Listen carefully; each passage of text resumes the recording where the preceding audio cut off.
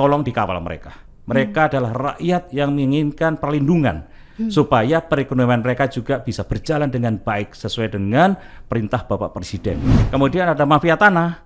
Dia nggak bisa ngaku-ngaku. Kalau dia ngaku-ngaku, langsung kita pidanakan. Dan yang penting adalah komunikasi sosial yang biasa saya lakukan ketika menjadi Panglima TNI. Saya duduk bersama, ngobrol bersama untuk menyelesaikan masalah-masalah konflik agraria seperti itu. Kok bisa sampai dijulukin si otak setan? Saya selalu kalau ke daerah, saya selalu mengawasi Pak Presiden dan gerak-gerik di lingkungan sekitarnya. Sehingga kalau ada apa-apa yang mencurigakan, pasti saya mendekat. Saya bilang kan tadi, manajemen pertempuran. Jadi, deteksi, identifikasi, eksekusi.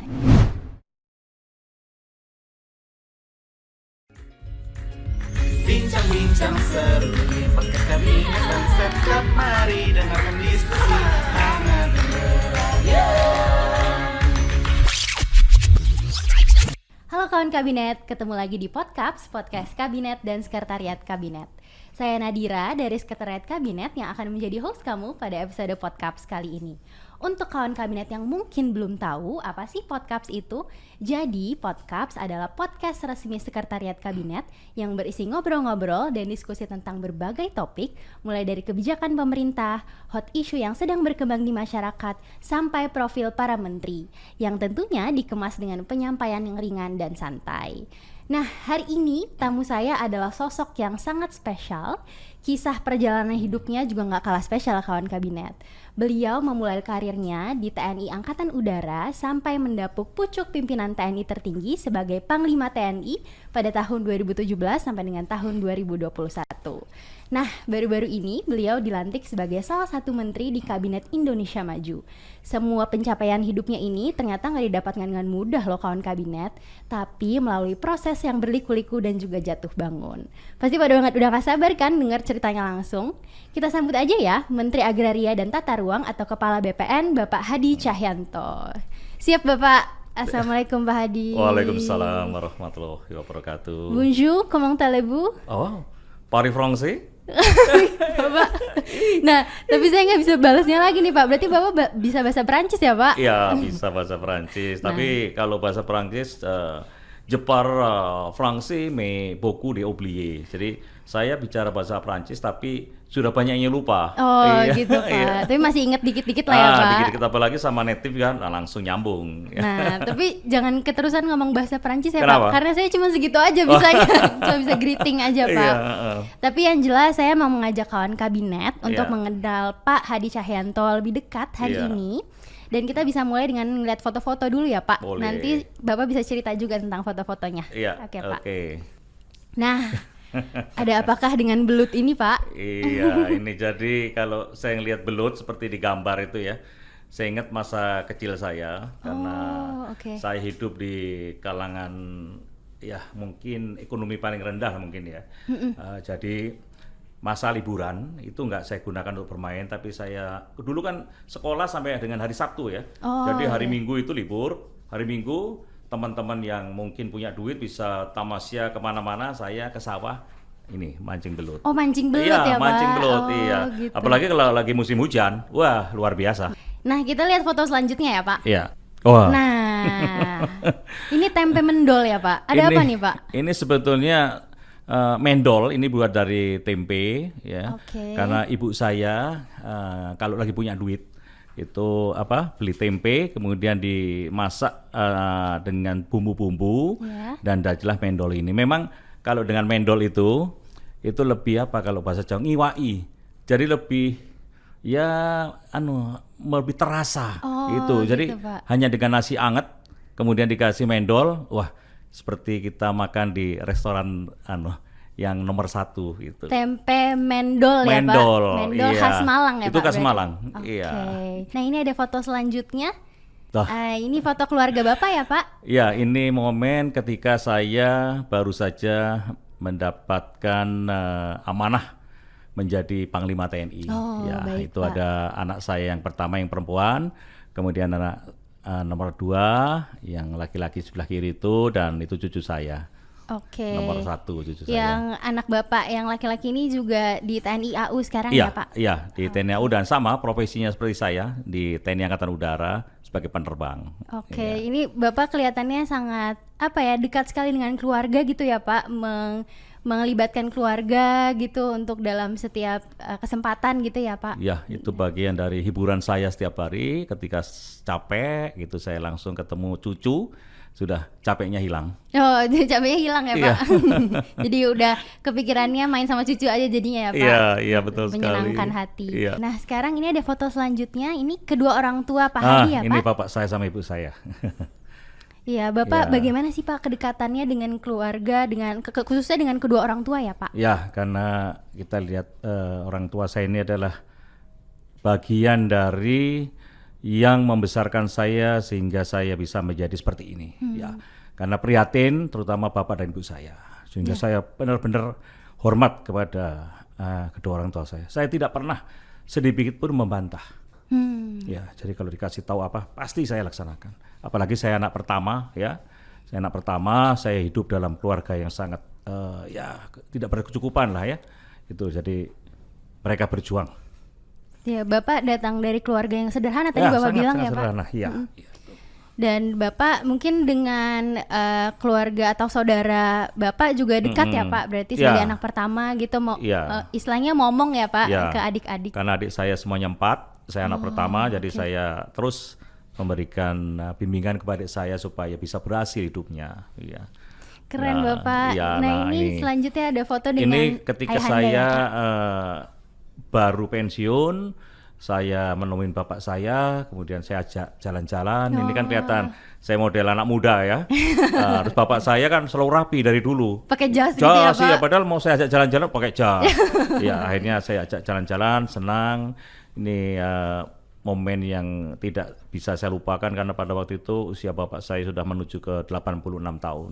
Oh baik Bapak. Ya. Dan memang ya tadi dari cerita Pak Hadi saya dengar berarti keluarga atau kedua orang tua Pak Hadi ini sangat berjuang gitu ya Pak? Wah luar biasa ya, karena survive untuk bisa menghidupi anak-anaknya yang kelima, 5 orang, sedangkan dari gajian seorang prajurit, dan pada waktu itu memang ya ada sedikit terlilit hutang lah ya. Oh gitu ya Pak. Sehingga gaji dan semuanya itu sudah seperti milik yang menghutangi ke saya. Ya mohon maaf ya, mungkin rentenir lah namanya itu. Ya dengan saya hidup di sana serba kekurangan, dan ibu saya berjualan rujak. Bapak saya kalau ke kantor bawa pisang goreng untuk dijual di kantor. Saya juga kalau sekolah juga bawa pisang goreng. Jualan juga Pak? Jualan juga, seperti itu. Jadi hanya untuk bisa menghidupi keluarga. Ya. Pak, kelihatannya memang struggling sekali ya Pak di masa-masa itu. Dan tapi ada nggak sih Pak mungkin momen yang tidak terlupakan gitu buat Pak Hadi bersama keluarga? Ya, yang bentuk karakter saya adalah kedua orang tua saya dan lingkungan ya. Lingkungan situasi seperti itu, sehingga orang tua saya selalu mengatakan jadi orang harus jujur. Ya. Kemudian yang kedua, menjadi orang itu harus berbuat baik sama siapa saja walaupun kita orang tidak punya. Nah, dua pesan itulah yang sampai sekarang saya bawa. Karena saya pada waktu itu memang ditempa dalam kondisi susah, sehingga 2 pesan itu benar-benar masuk di jiwa saya dan saya tidak bisa menghilangkan 2 itu. Jadi pedoman hidup ya Pak? Iya. Walaupun sampai di tingkat menteri saya adalah orang biasa. Saya tidak memandang derajat gitu ya Pak? Saya berani duduk sama masyarakat. Kemarin saya kunjungan juga di tengah-tengah masyarakat, saya duduk bersama, ngobrol bersama untuk menyelesaikan masalah-masalah konflik agraria seperti itu.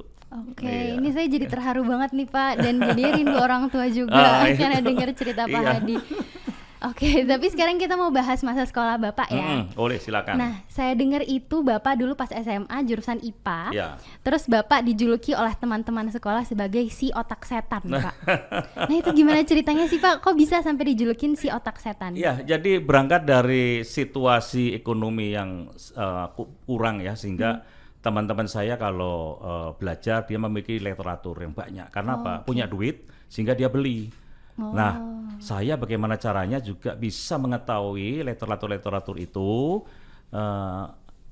tanpa saya memiliki buku, sehingga saya main ke rumah teman, belajar bersama, dia baca saya dengarkan, dia ngobrol saya dengarkan, ya kan?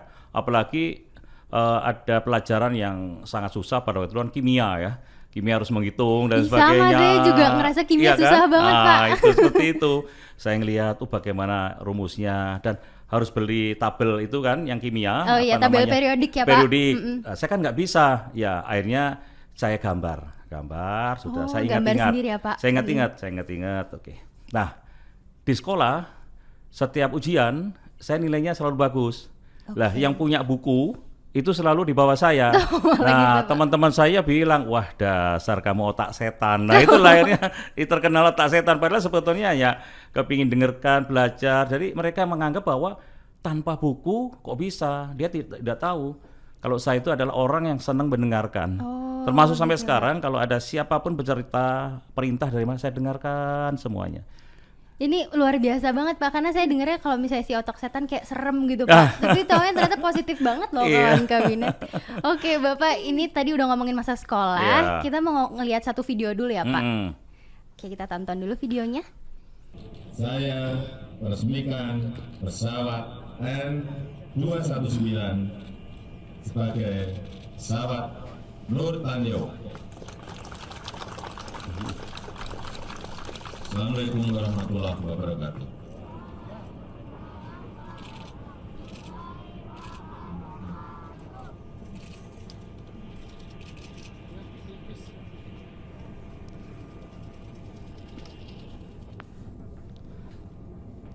Nah, itu dia videonya yang sempat viral Pak, tahun 2017.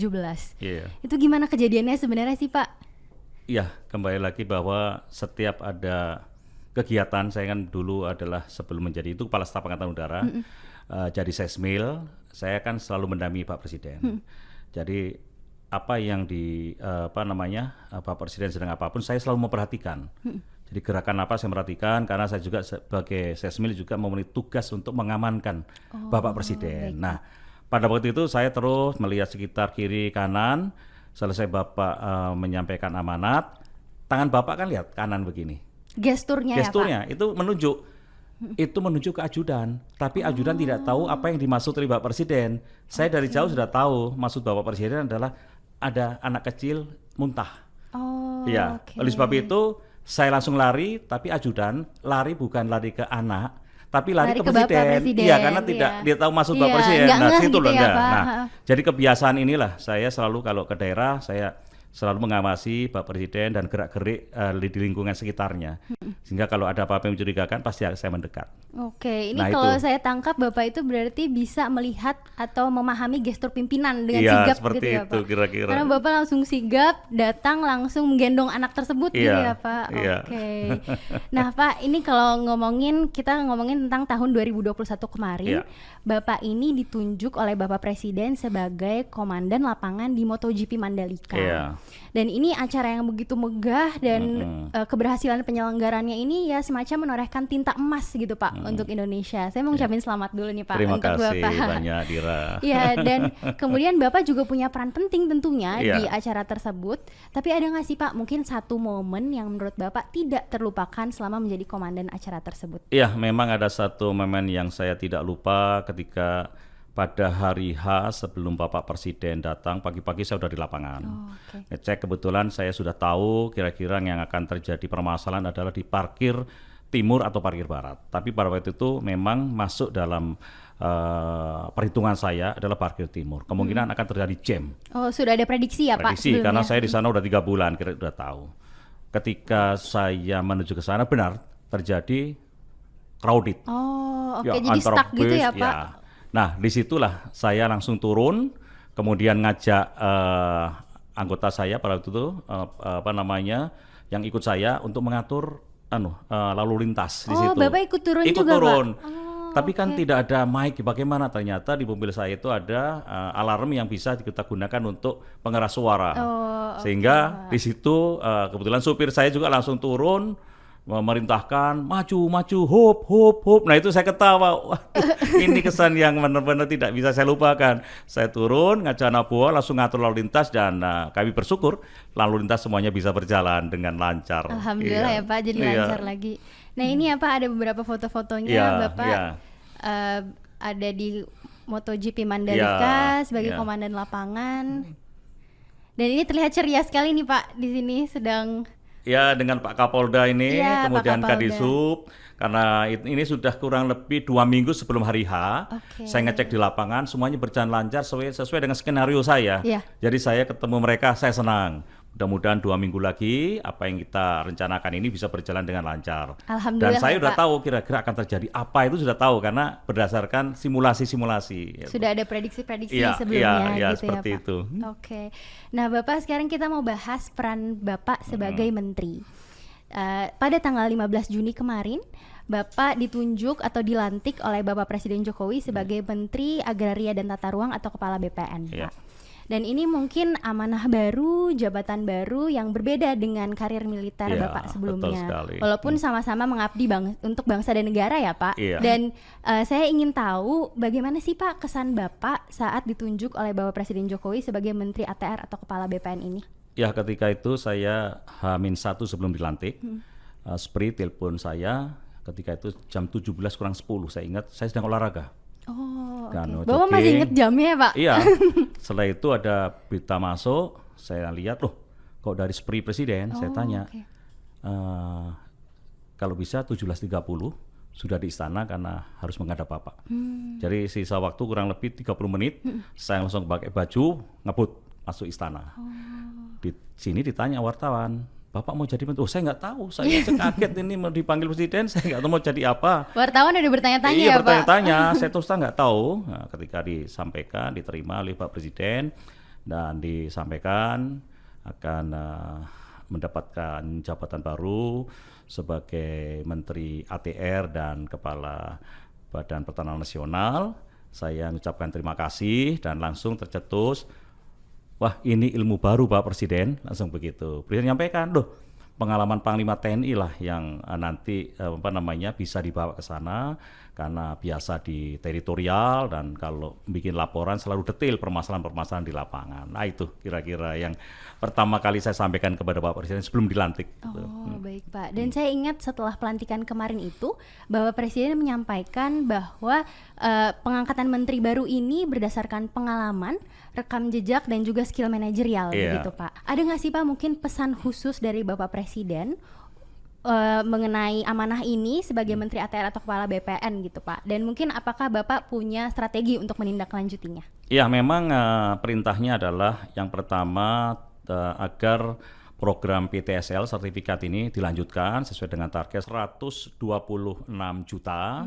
Saat ini sudah terrealisasi sebanyak 80 juta. Oke. Kemudian yang kedua adalah menyelesaikan konflik agraria ya, dan yang ketiga adalah menyelesaikan tata ruang IKN di Balikpapan. Oke. Ada 3 itu ada ya 3 Pak? ya, tapi saya langsung bilang ini saya kira mudah dengan manajemen pertempuran, manajemen perang gitu.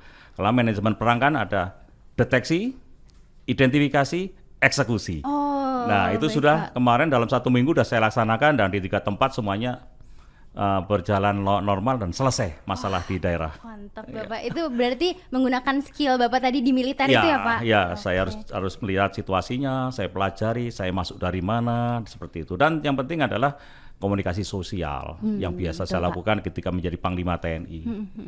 Ini kalau kita lihat foto Bapak terlihat semangat sekali nih Pak saat pelantikan. Ya. Kayaknya optimis sekali gitu Pak. Iya, kebetulan ada teman-teman juga dari media. Ketika saya dilantik menjadi Panglima TNI dengan gestur yang sama seperti ini.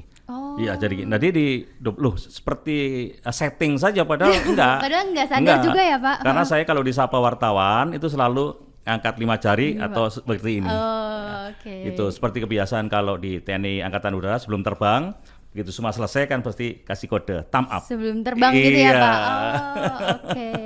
Bapak ada nggak sih pengalaman saat Bapak pertama kali dilantik menjadi Menteri ATR atau Kepala BPN ini yang tidak terlupakan Pak? Ya, ketika pertama kali saya turun ke lapangan, kemungkinan kira-kira 3 hari setelah saya dilantik menjadi menteri, saya turun ke kota Malang karena di sana ada permasalahan yang cukup menjadi perhatian kita semua, yaitu adanya keinginan masyarakat untuk menggarap tanah yang saat itu dikuasai oleh PTPN 12. Oke. Dan itu masuk dalam kawasan HGU, hak guna usaha. Dari 750 hektar itu sudah ditanami masyarakat, yaitu berupa tebu, kemudian ditanami singkong, dan ada talas ya yang mereka selalu panen setiap musim panen. Namun dari pihak PTPN 12 menginginkan tanah itu menjadi tanah garapan mereka. Memang itu masuk dalam wilayah HGU, dan itu kan sudah ada roadmap untuk mereka menanam apa saja. Ya. Kemudian saya mulai pendekatan di PTPN 12 dan saya melakukan pendekatan ke rakyat, dan saya pada waktu itu menemui titik temu ya bahwa musim panen saat ini silahkan dipanen semua. Saya sampaikan kepada masyarakat itu. Kemudian tidak ada yang mengganggu apabila masyarakat panen. Karena selama ini kan diganggu. Wah, ini milik ini. Walaupun dia mengatasnamakan seolah PTPN, padahal sebetulnya orang luar itu, iya kan? Nah, setelah saya angkat, kemudian saya juga memberikan permasalahan bahwa Bapak-Bapak dan Ibu sekalian, tanah ini sebetulnya adalah tanah milik PTPN 12. Ini HGU yang menjadi tanggung jawab PTPN. Oleh sebab itu, setelah musim panen ini, pihak PTPN akan berkoordinasi dengan ibu-ibu sekalian untuk bisa di KSO-kan, kerjasama operasi. Ya, kemudian tetapi nanti Bapak-Bapak dan Ibu sekalian, saya akan bicarakan kepada PTPN.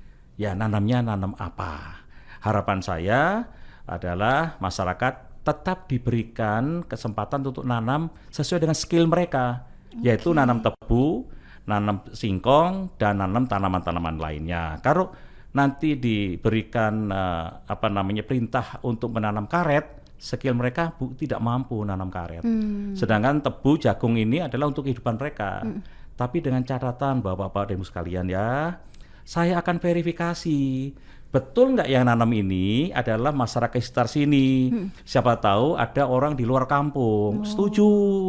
Dia teriak gitu semua. Karena saya takutnya adalah 750 hektar ini sudah ada bandarnya dari luar yang hanya mempekerjakan mereka. Jadi merugikan masyarakat juga ya, Pak? Rugi lagi. Oleh sebab itu saya turunkanlah Satgas.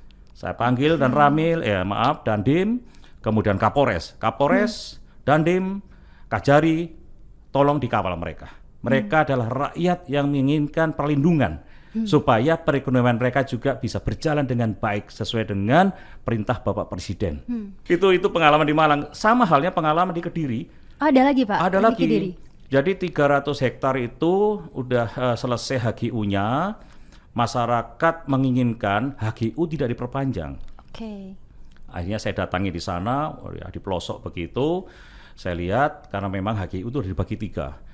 Ada disewakan ke penyewa yang kuat duitnya, tanamin tebu, disewakan lagi ada penyewa yang kuat duitnya ke nanas, yang satu lagi di situ udah ada bukti ikatan jual beli, notaris kan, padahal itu tanah HGU tidak bisa dijual, tapi masih kira-kira masih ikatan jual beli itu kan masih perdata, jadi belum pidana dan tidak masalah, hanya nunggu izin dari menteri. Melihat situasi di situ, saya sudah bisa ngambil kesimpulan. Bapak-bapak dan Ibu sekalian, saya sudah tahu permasalahan di sini. Apa Pak Menteri? HGU-nya kan tidak usah diperpanjang. Betul, ya tidak saya perpanjang. Wah, teriak lagi. Jadi mendengarkan aspirasi dari masyarakat, tapi tetap ada pengaturannya juga ya Pak? Saya bilang kan tadi, manajemen pertempuran. Jadi deteksi, identifikasi, eksekusi. Saya terapkan juga nih Pak berarti nanti buat pekerjaan. Nah ini kalau misalnya kita bicara mengenai tanggung jawab Bapak gitu, pasti kan tidak terlepas dari tantangan gitu ya Pak. Mungkin ya apalagi sebagai menteri gitu perannya sangat krusial dan kemudian juga tanggung jawabnya sangat besar. Apa yang Bapak anggap sebagai tantangan terbesar Pak dalam menjalani amanah ini? Iya, saya kira hampir semuanya menjadi tantangan karena saya harus bekerja serius, apalagi perintah Pak Presiden itu jelas ada 3, dikaitkan dengan penyelesaian sertifikat. Ini juga bukan hal yang harus ditinggal santai, harus benar-benar, karena untuk sertifikat sendiri saya sudah punya target bahwa sebelum atau berakhirnya tahun 2022 itu ada kota atau kabupaten yang sudah berstatus kabupaten lengkap atau kota lengkap. Artinya seluruh kabupaten itu atau kota itu semuanya sudah disertifikatkan tanahnya. Itu target Bapak ya? Target, berarti, ya? paling tidak ada setiap provinsi ada 3 atau 4 atau 5 itu ya. Dan memang kepala kantor sudah saya panggil. Kalau seandainya itu bisa terjadi, artinya di Indonesia baru pertama kali wilayah itu bisa tersertifikat secara penuh dan kita bisa sampaikan bahwa wilayah itu adalah menjadi wilayah yang memperlakukan hukum positif. Artinya apa? Hukum positif, ketika ada investor datang, tenang, karena semua sudah tersertifikat dengan baik, aman. Ya, kemudian ada mafia tanah, dia nggak bisa ngaku-ngaku. Kalau dia ngaku-ngaku, ya, langsung kita pidanakan. Ya betul. Itu yang target saya. Dan saat ini belum ada wilayah-wilayah yang memberlakukan hukum positif terkait dengan sertifikat tanah. Okay. Nah, kalau tadi ngomongin target Pak, kayak Bapak terlihat optimis sekali. Tapi kalau saya tanya kira-kira dari skala 1 sampai 100, kira-kira seberapa optimis Bapak untuk mencapai target tersebut? Untuk mencapai target, dengan kondisi saat ini dan situasi di lapangan yang ada, itu saya katakan 95% saya berani mengatakan itu. Kan yang 5% adalah persentase kegagalan, ada ini itu hanya kurang lebih 5%. Karena saya harus turun ke lapangan. Apa sih Pak sebetulnya yang menjadi perjuangan terbesar Bapak hingga titik saat ini? Saya lahir dari orang biasa. Kemudian saya tumbuh juga dengan serba kekurangan sehingga orang melihat saya pasti sebelah mata. Ya, alah kamu seperti itu masa bisa. Meremehkan ya Pak? Nah, dengan ketekunan saya optimis bahwa saya bisa meraih bintang. Itulah yang menguatkan dan termasuk doa orang tua. Karena setiap ada permasalahan saya sampaikan ke ibu saya, bapak saya, ora popo, itu bahasa Indonesianya ya tidak apa-apa. Pasti akan ada jalan.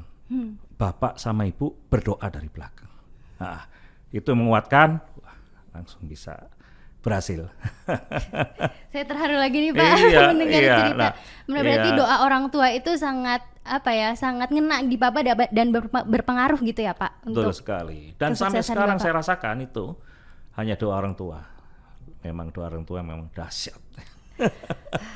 Oke Pak, ini dari tadi saya ngobrol sama Bapak, energi dan semangat positif Bapak itu nular ke saya. Dan saya ini sebagai perwakilan generasi muda jadinya kayak malu gitu Pak, kalau misalnya saya cuman malas-malasan aja atau mungkin saya tidak berkontribusi untuk negara.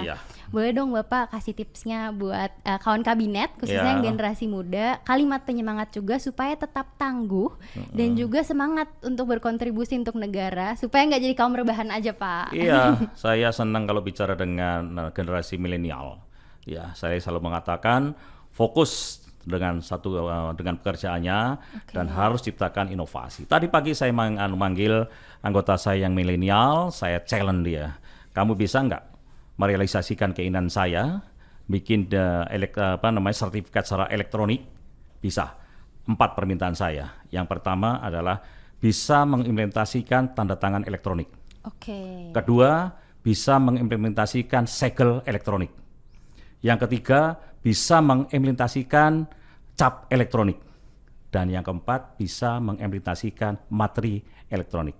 Kan ada materi yang elektronik ya. Pak. Saya bilang, kalau bisa seperti itu, maka kaum milenial sudah bisa mengamankan wilayah Indonesia, khususnya adalah kita mengamankan dari mafia tanah, ya kan, rakyat terlindungi dan sebagainya. Dan itu banyak menguntungkan karena apa? Karena kita ada yang mengaku milik tanah, kita dicek secara batas, gitu elektronik, Pak. Itu kelihatan batas, luas, koordinat, ini punya hati. Oke Pak. Jadi digitalisasi itu penting juga ya Pak? Sangat penting. Sehingga begitu dicek lagi, benar punya hati, iya, mana orangnya? Ini Pak Seadi, dicek. Kan ada link dengan Kementerian Dalam Negeri wajahnya, oh ya miliknya hati. Gitu.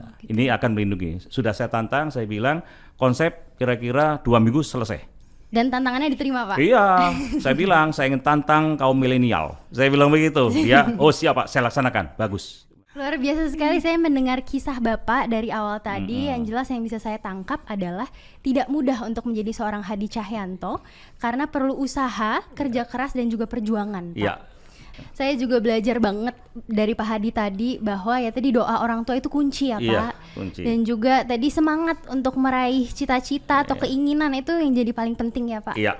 Terima kasih banyak Terima kasih Bapak. banyak Dira, terima kasih. Dan terima kasih juga untuk kawan kabinet yang udah menonton dan mendengarkan podcast episode kali ini. Mungkin bagi kawan kabinet yang punya ide atau saran ada topik apa atau bintang tamu siapa yang bisa diundang ke podcast episode selanjutnya, boleh banget langsung aja tulis di kolom komentar di bawah ya. Dan jangan lupa untuk subscribe, like, dan share YouTube channel Sekretariat Kabinet dan dengerin bincang-bincang ini melalui platform Spotify. Tunggu episode podcast selanjutnya. Saya Nadira pamit dulu. Bye kawan kabinet. Bincang-bincang seru di podcast kabinet dan Set Club, mari